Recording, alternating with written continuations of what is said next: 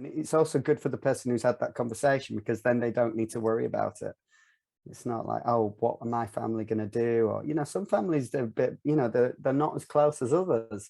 So it's a bit of a guessing game. And that makes a massive impact on someone's decision making, because the decisions they take they'll be left with those decisions, as their life, as the loved ones pass. I think, was it Dame Cicely Saunders says, and I will definitely get this quote wrong, the way we end our lives, or the way our lives end, will remain in the minds of the people that are left. Hi, I'm Naomi Murphy, and this is the Locked Up Living podcast, where we talk with a wide range of people about harsh aspects of institutional life. We also explore some of the ways to overcome them and to grow and develop. I'm David Jones. So join us every Wednesday morning, 6 o'clock UK time, for a fresh podcast. So today we're meeting with Leon Ancliffe. Leon has over a decade of media experience in healthcare, and he founded Flix Films in 2009 with the intention to produce quality films in healthcare and to influence positive change over diverse sectors. Leon's enthusiasm for driving innovation inspired him to set up Flix VR, which I think stands for virtual reality, in 2017, with the aim of pioneering the use of virtual reality in healthcare and to raise the profile of utilising VR experiences to enhance palliative and end-of-life care. Today, Flix VR is at the cutting edge of 360-degree virtual reality. Welcome, Leon. Thanks for coming. Thanks for the intro, David. I feel like I should maybe leave now after that.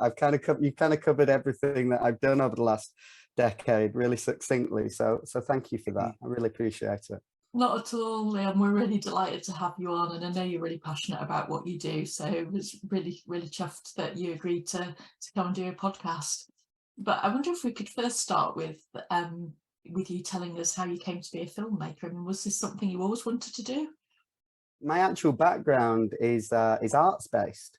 So I did a HND in Newcastle in musical theatre. And whilst I was up there, I auditioned for a scholarship to come to London and do a degree in professional dance. So I've done everything from ballet through to burlesque. So my background isn't predominantly film based, but I definitely feel that my life experience before I got into film definitely helped influence the work that I do now. So how did you come to end up making films then? Well, when I graduated from the dance academy, I was in and out of work. I did a few shows, but there were no consistency to the work that I was doing. And I was frustrated. I always want to be out there. I always want to be doing something. And at the time, when I wasn't performing, I was working as a waiter. And I wasn't sure whether to share this story, but I think it's quite important because it kind of shows you the journey that I went on to get to where I got to.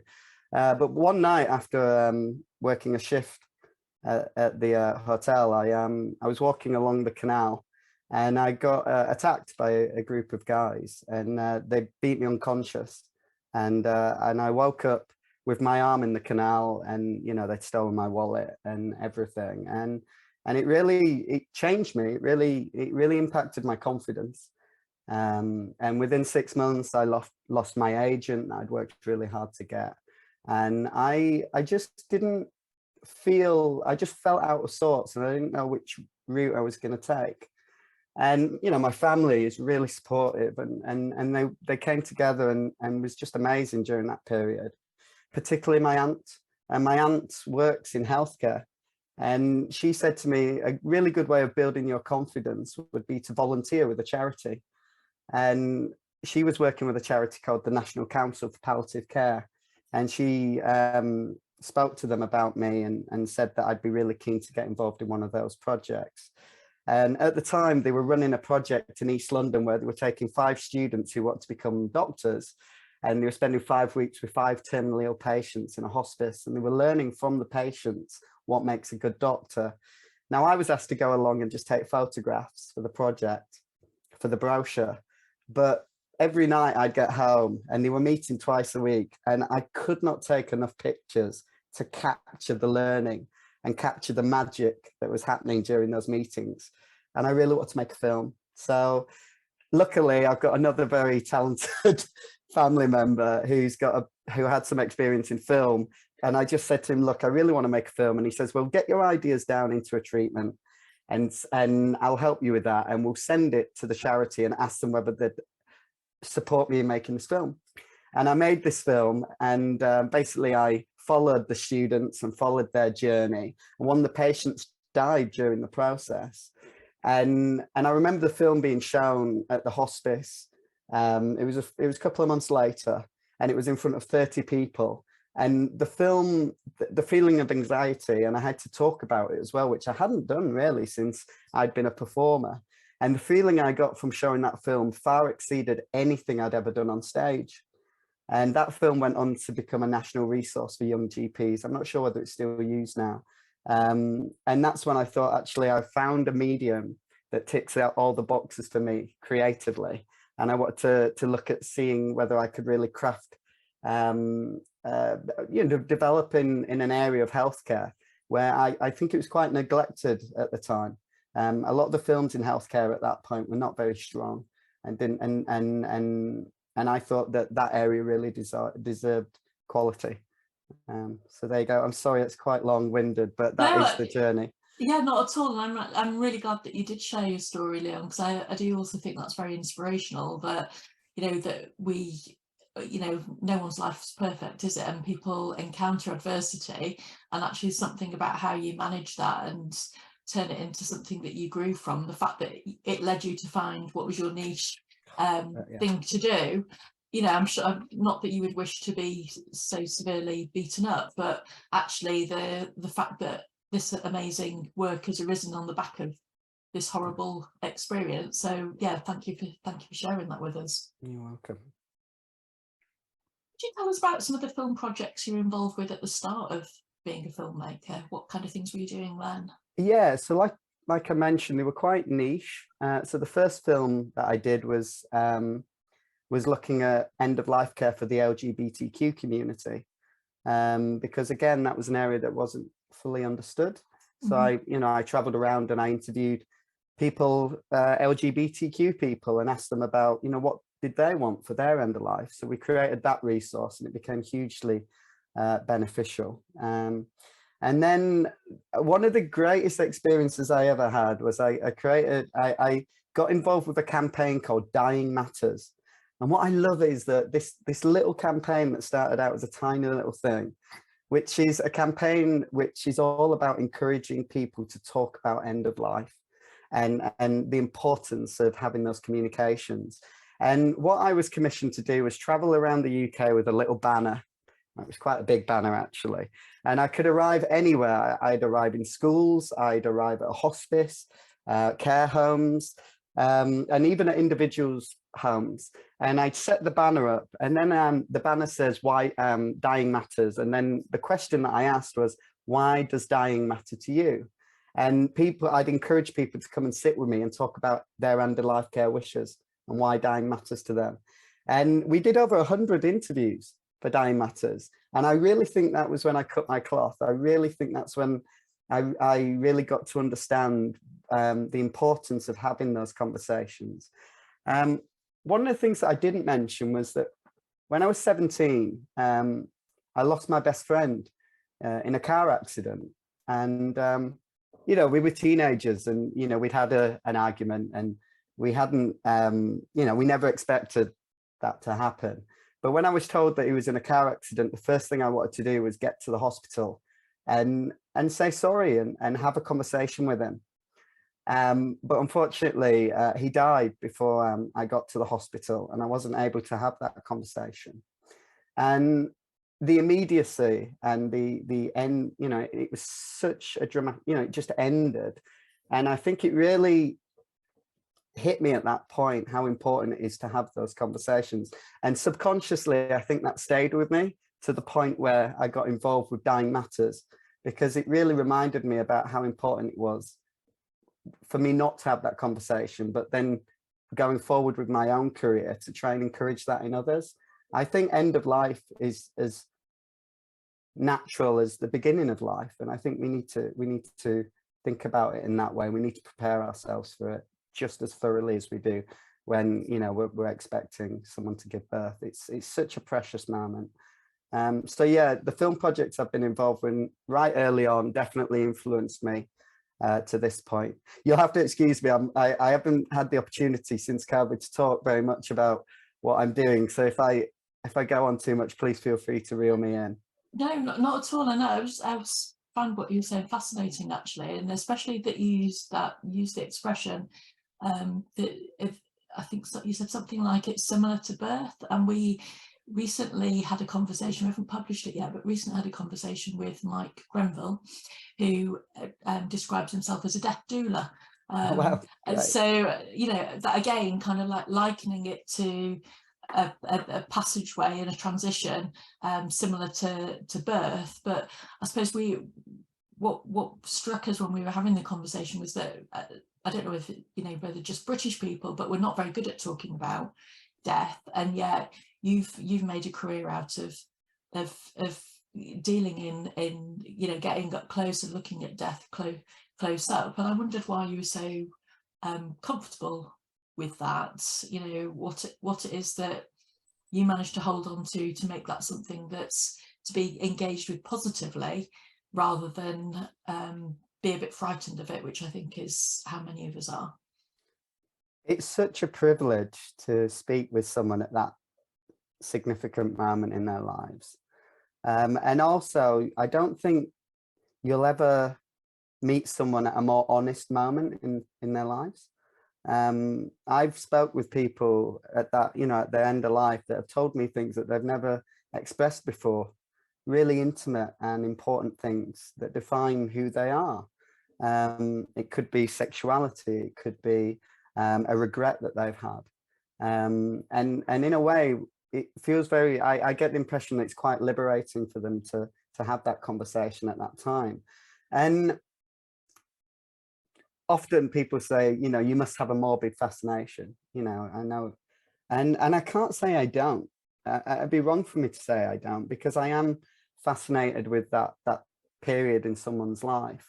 I was wondering about why, you know, thinking about as British people, I don't think we're necessarily all that comfortable in talking about death, and the fact that actually you are. And so I think you answered that quite well in terms of thinking about your, I could hear in how you answered about the privilege that you find it to be with somebody in that moment. And I don't think we necessarily look at death in that way. But also struck when you, because I can imagine people asking this kind of question, you know, about a morbid fascination with death. We kind of pathologize and label it as something that we oughtn't to be interested in when we label it as morbid, don't we? And, you know, maybe our language around death kind of perpetuates those kind of like structures and the resistance to engage with something that actually maybe we might find bereavement easier if we engaged with death in a different way.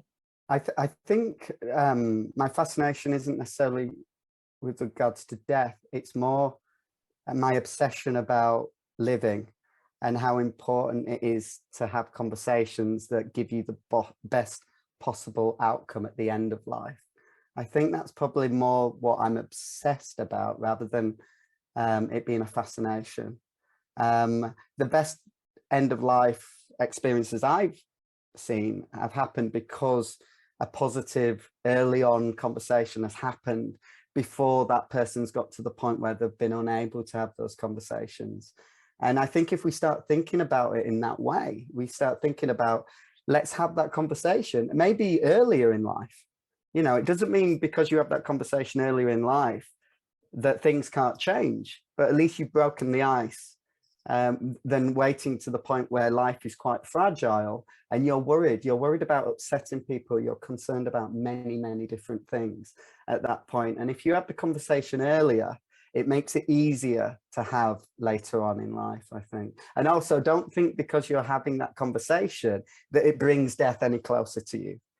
It doesn't. If anything, it brings a dignified end of life closer. should that time happen. Thank you. Yeah, I think you were making a very important distinction, Leon, between, as I understood it, a concern and an interest about bringing the maximum positive value to those periods leading up to death, rather than the act of death itself, which is a totally different event in a sense. Anyway, sorry about that. Yeah, what you were describing there really caught in my mind in quite a powerful way. Could I ask you a question? Have you had that conversation? I haven't, but I do often think about it being a sort of conversation I ought to have with my brother, who's 10 years older than me, and I worry about that a lot. So yeah, it's fascinating, isn't it? Because I've tried to broach the subject with my father about my own end of life, and he almost disappeared. He was almost like the ground swallowed him up and everything. And I just, sorry, I didn't mean to put you on the spot, but it's just, I just think, yeah, it's interesting, particularly with men. I think that conversation is sometimes even, you know, I don't know, harder. I don't know, maybe. Well, it's just such, I think it's such an important question, actually, and I know, you know, that's not something I've spoken about either, and I'm wondering about listeners and whether they've had those kind of conversations with the loved ones in their life, because actually there is something about making it, by opening those conversations, it makes it permissible. And of course we can't predict at what point we die. You know, even if you've got longevity in your family, you could still get run over or have some kind of like accident, and of course from the age of 40 onwards people start presenting with health problems which can be terminal, don't they? So, you know, heart attacks, for instance, in the 40s and 50s. So actually it does feel like something we probably should be spending an awful lot more time thinking about or starting conversations about. And it's also good for the person who's had that conversation, because then they don't need to worry about it. It's not like, oh, what are my family going to do? Or, you know, some families, they're a bit, you know, they're not as close as others. So it's a bit of a guessing game. And that makes a massive impact on someone's decision making, because the decisions they take they'll be left with those decisions, you know, as their life, as the loved ones pass. You know, I think, was it Dame Cicely Saunders says, you know, and I will definitely get this quote wrong, you know, the way we end our lives, or the way our lives end, will remain in the minds of the people that are left. Definitely. I'm sorry, Dame Cicely Saunders. I know that's not exactly how it went, but that's the gist. So. No, that's very powerful. And again, reflecting back on our conversation with Mike Grenville, Mike spoke about how, you know, what makes it easier to die, and why some people might at times appear to be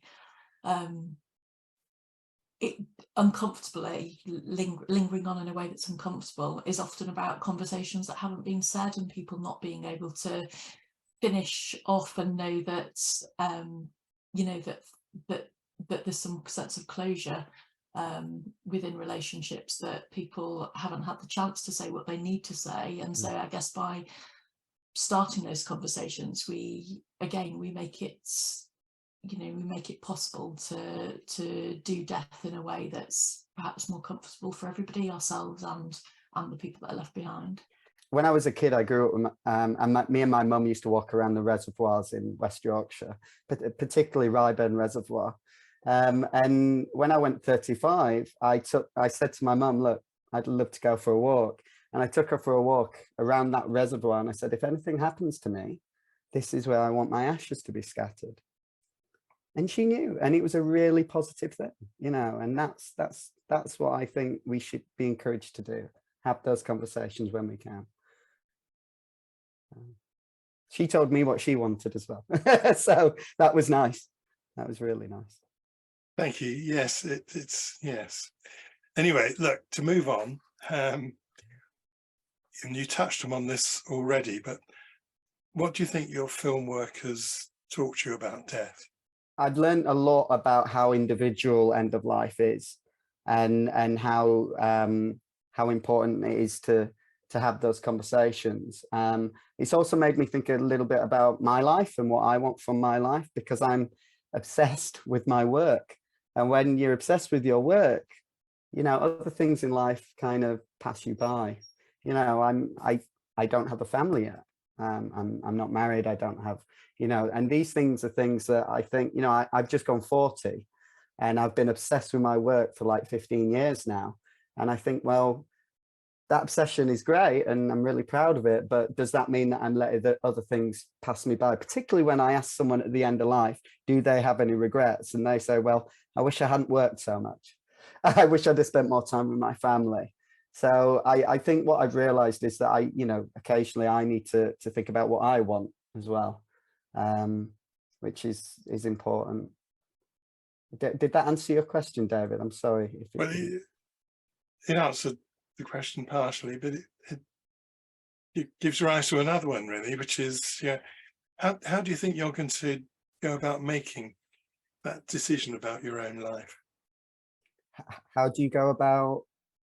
Yes, from this point in your life, you've recognized that Yeah. you've been obsessed with work, Yeah. that there are areas of your life which are left unmet, Yeah. if not unfulfilled, unmet at any rate. What's the next step for you? Oh, that's the golden question, David. Well, it's a difficult one because I think this question might come up a bit later on, but since the pandemic, I think the pandemic really made me think differently. You know, I'm an independent, you know, I'm a limited company, but I am a small unit, which means that, you know, I don't have the benefit of working for someone and the guaranteed income and the security that that brings.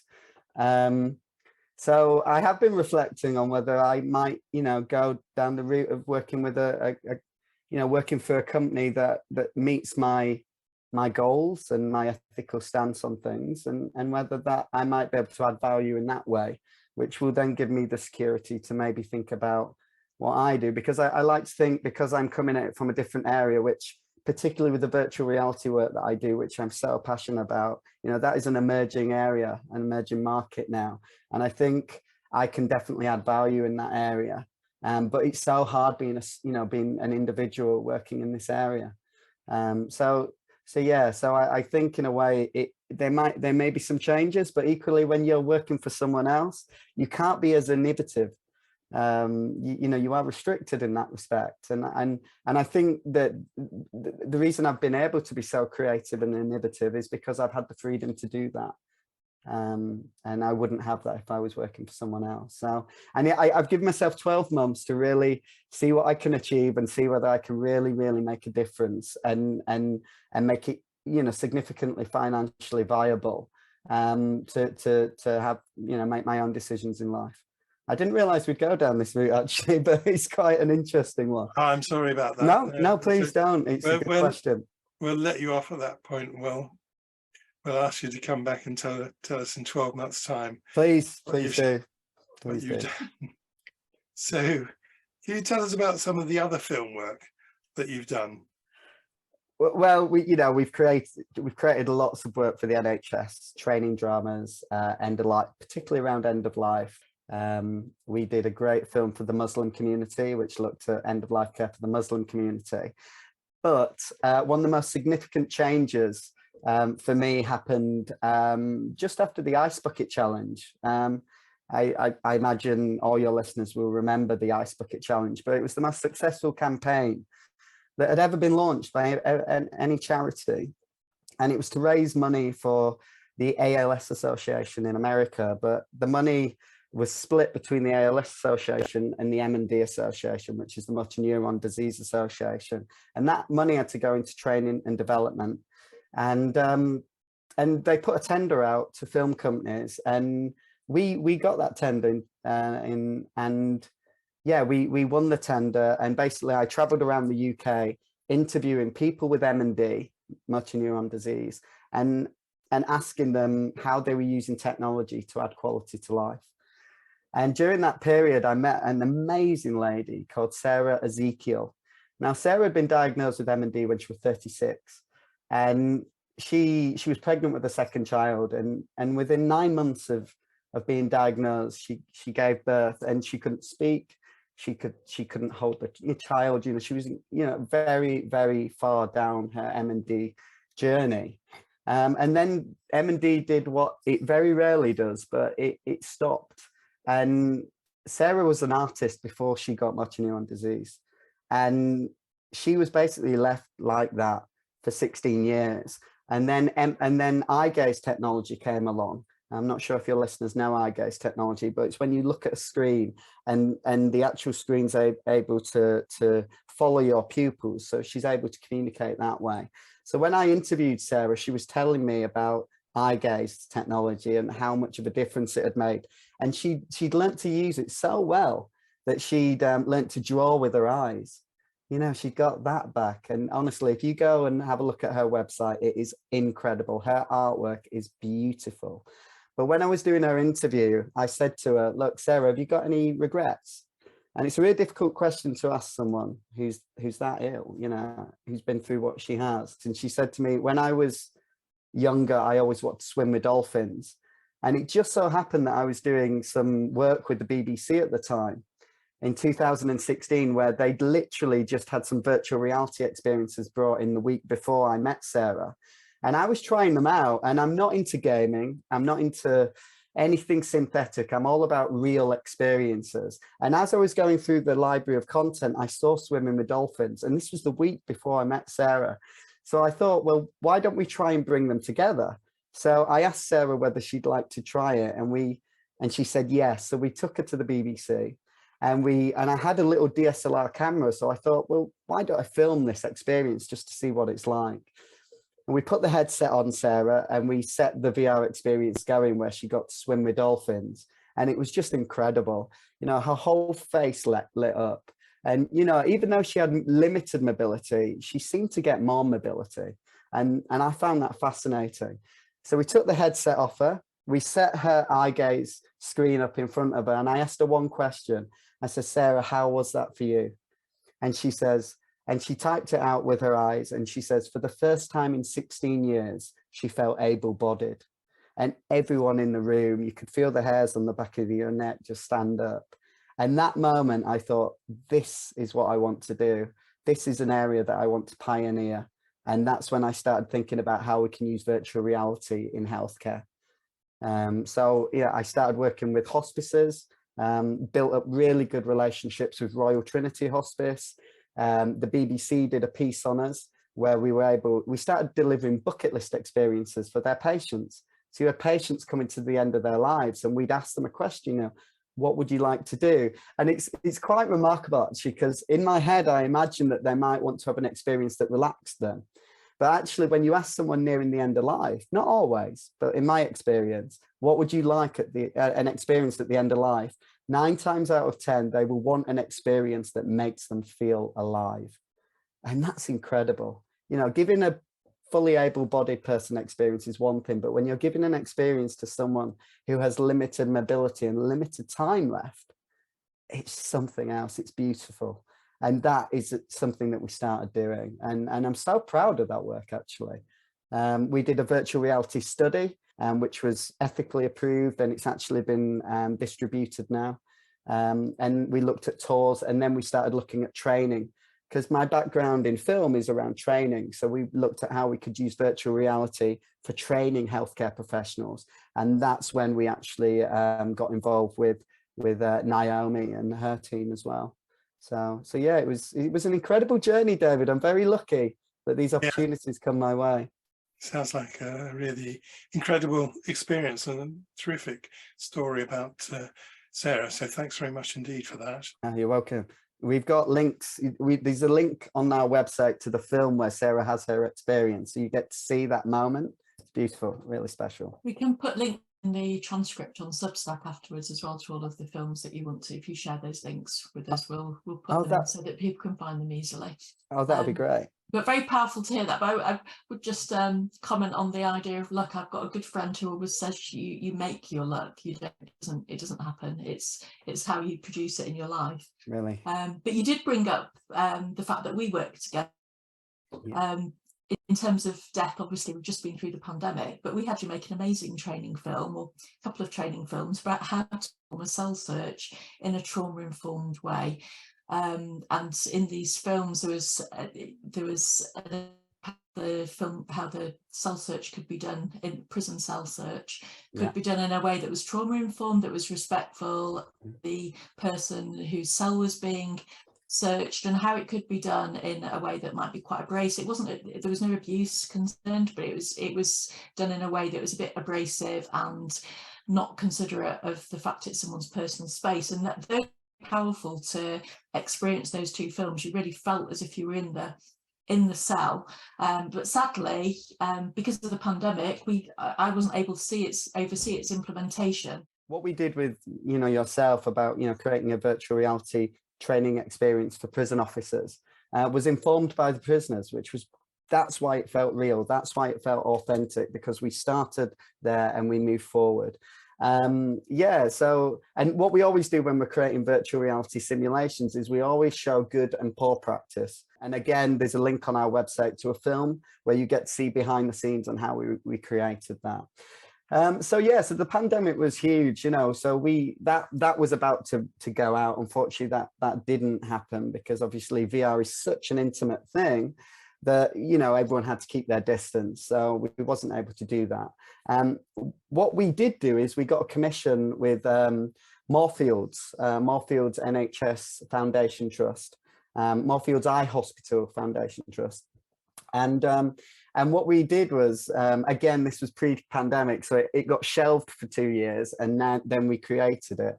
But we created virtual reality experiences where you put on the headset and you get to experience what it's like to be a patient. And it's based on 3 scenarios: arrivals at the hospital, breaking bad news, what is it like to be told you're going to lose your sight and there's nothing that you can do about it, and then also a theatre experience, which is based on the WHO checklist. And what we do is we create the virtual reality experience based on some of the feedback from patients, and then we add filters to the experience, so you actually get to experience that. We've done virtual reality experiences on bullying. The thing with virtual reality is it puts you in the shoes of those people, and that we've never been able to do that like we can now with virtual reality. When I was a kid, my mum always, I'd come back and I'd be upset, and my mum always says, well, put yourself in their shoes, have a think about that. And with virtual reality, we can actually do that now.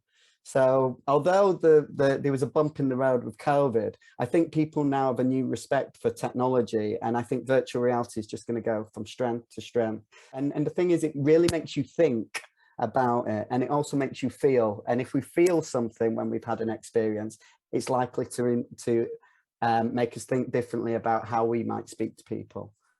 So absolutely, you can see it could really lend itself around issues around diversity and inclusion as well. I think for a lot of white people, they don't appreciate what it's like to be in a minority, but actually, if you have the experience of being the only white person somewhere, it might make people be a little bit more compassionate about the kind of reactions that people somehow give. So it offers an opportunity to help people have a bit more insight and a bit more compassion for being in a minority group.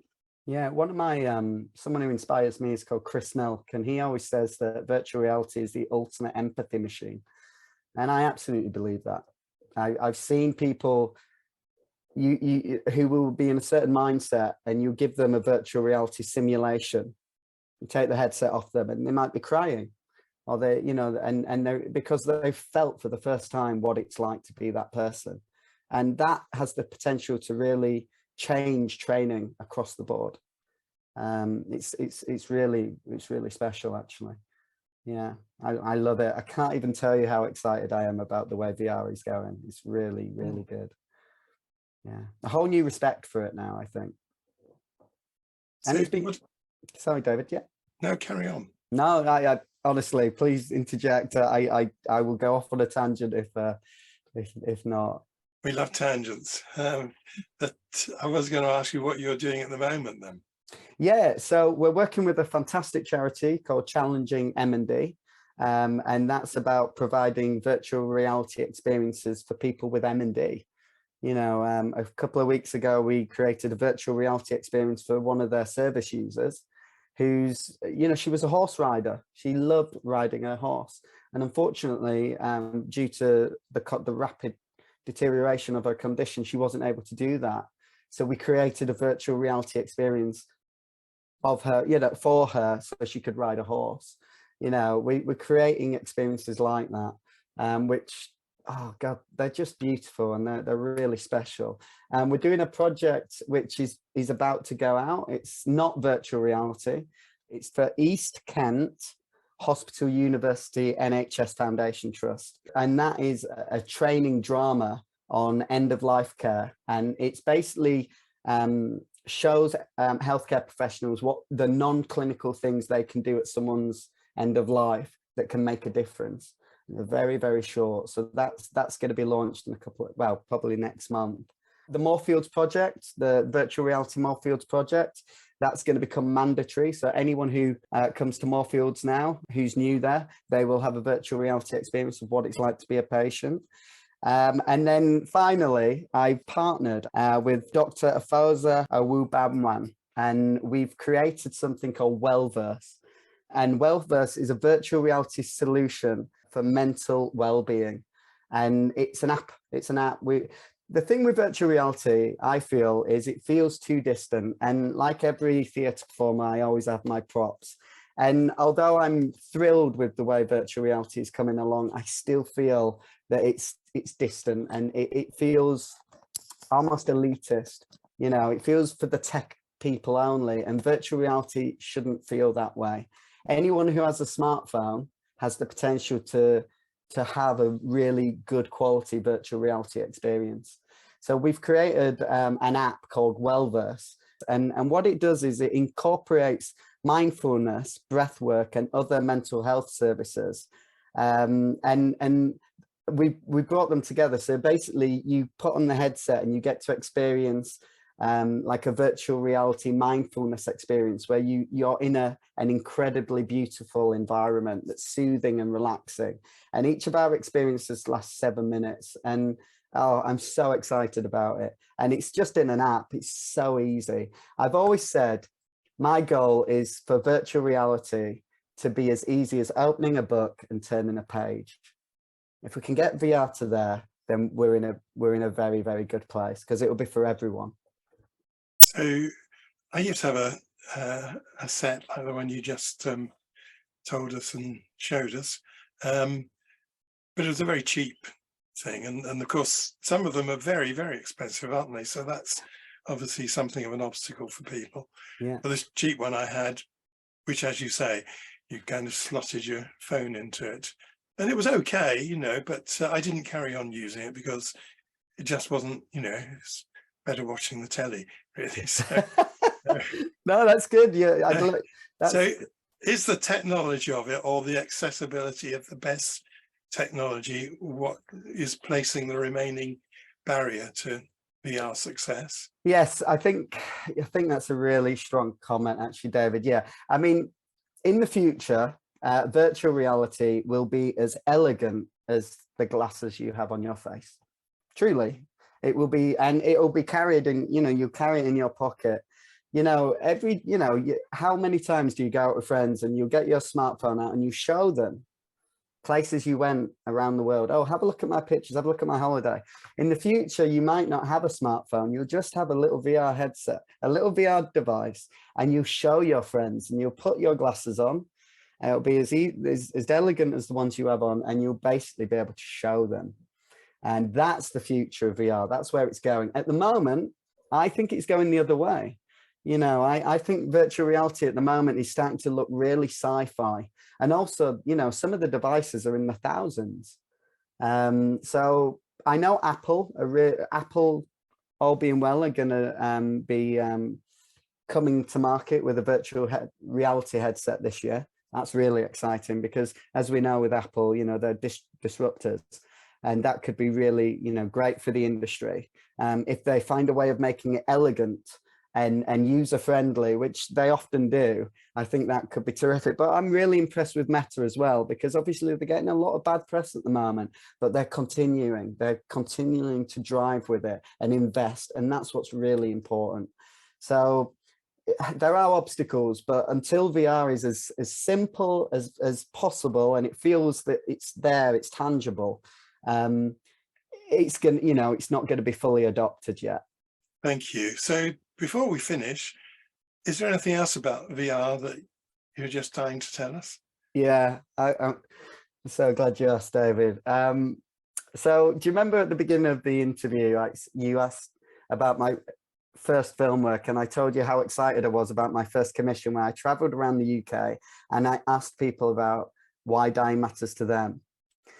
Yeah. So last week, and this is something that's been brewing in my head since COVID, I flew over to Spain and I spent an afternoon with my great auntie Jean. And my auntie Jean is 92. And over the last couple of years, she's had, her health has, she's had some really difficult times. So what I did was I went over there and I took my virtual reality camera, and we've got lots of different types of camera depending on what we're doing. And we created the first virtual reality legacy message. So in the past, we've had, you might leave a letter for a loved one, or you might leave a diary, or you might record a little video on your phone or on your computer. And, after you've passed that, or after you've died, and I use the word died because it's really important we use that word and we don't put any barriers up. And after you've died, then your loved one will have that experience. Now, my Auntie Jean has two beautiful great-grandchildren who will probably not get to meet their Auntie Jean or get to see her in her entirety or in her home and see the pictures and all the things that make her who she is. And what we did was we basically sat her down and did a virtual reality interview with her that will be able to be appreciated and experienced in the future. And it was so beautiful. It was really magical, actually. So that's my new thing. I really want to get out there and start offering that service, virtual reality legacy messages, because I think they're gonna be amazing. They're gonna be so special. And again, it's breaking down the taboo around end of life. Let's have these conversations. Let's make it a positive thing rather than a negative one. That sounds like a really beautiful project, Leon. Actually, I can see that could be very, very popular. What a really lovely way to live. Yeah, honestly, I hope so. I'm going to do one with, my mum, my loved ones, my father. I just want to have something that I can really, in the future, look back on. And we can do them in different ways. We can do them as if I'm sat with you, or I've found ways of taking me completely out of it, which then just makes it intimate between you and the person having the experience. I tried it at the hospice pre-COVID, and it was remarkable. I mean, I can tell you about that experience very briefly if you'd like. Yes, please. So there was someone at the hospice who was coming to the end of their life, and I built a really wonderful relationship with her. And she had two daughters, and her daughter was pregnant, and she knew that she was going to die before her daughter had her child. So she wanted to create an experience. She was originally just creating a 2D experience for her kids. But when I met her, I said to her, would you consider creating a virtual reality legacy message? And she said, yes. And I says, well, go away, have a think about it for a couple of weeks. Because she was still physically looked really well as well, but she had a really aggressive form of cancer. And she came back to me and she says, okay, I want to do it in the gardens at Trinity, and this is what I want to do. So we arrived, it was a beautiful day. She loves water, so there's a little fountain coming down. And I'll just explain the experience. You put on the headset and you're sat at a table, and there's two chairs in front of you. Well, no, yeah, there's two, one to the side and one in front of you. And there's a photo album literally on the table there.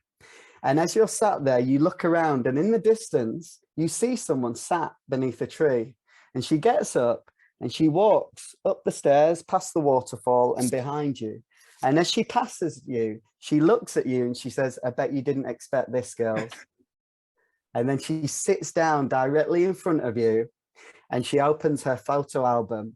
And then she starts talking about these experiences, these moments that mean the world to her and that she's captured and she's put in this photo album, but she's there. So she reads through them, and it only lasts for about 7 minutes. And then she closes the album and she puts it on the table in front of you. And then she gets up and she walks off, and she just says, "Just know I'll always be there." And she just disappears. And it was so beautiful. It was such a magical moment. And it just stayed with me. And then, and that's what I really want to go forward and start really pioneering and encouraging going forward. So yeah, really beautiful moment. It sounds really beautiful, and we're, you know, having a conversation about death films, but actually it's very touching and moving to hear about the work you do. Thank you for doing that work, and for joining us for a conversation today. That's been brilliant.